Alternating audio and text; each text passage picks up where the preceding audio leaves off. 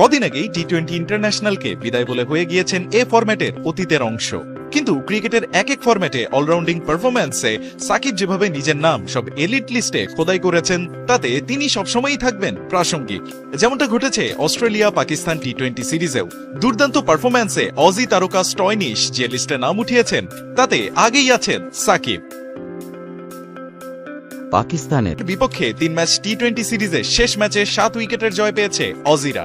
এ ম্যাচে 27 বলে 61 রান করেন স্টয়নিস, আর তাতেই এক বিরল রেকর্ডে ঢুকে গেছেন তিনি। টি-20 ইন্টারন্যাশনালে এক বছরে 300 রান আর 20 উইকেট শিকার করা কীর্তিমানদের লিস্টে সবশেষ সংযোজন এই অজি অলরাউন্ডার।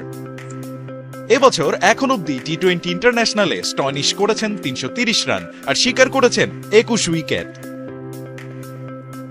এই লিস্টে সাকিব আছেন আগেই। এ কীর্তি তিনি গড়েছিলেন 2021 সালে।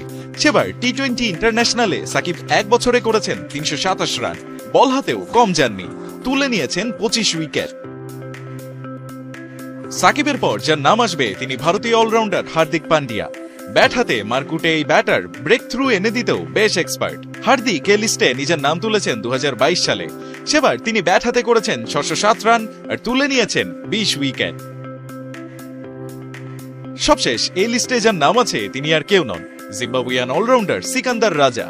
রাজা এক বছরে টি-20 ইন্টারন্যাশনালে 300-র বেশি রান আর 20-এর বেশি উইকেট তুলেছেন মোট দুবার।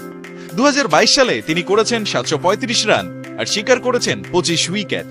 এই কীর্তির তিনি পুনরাবৃত্তি আবার ঘটান এবছরেই। এখন অব্দি এবছরে তিনি করেছেন 462 রান আর তুলে নিয়েছেন 21 উইকেট।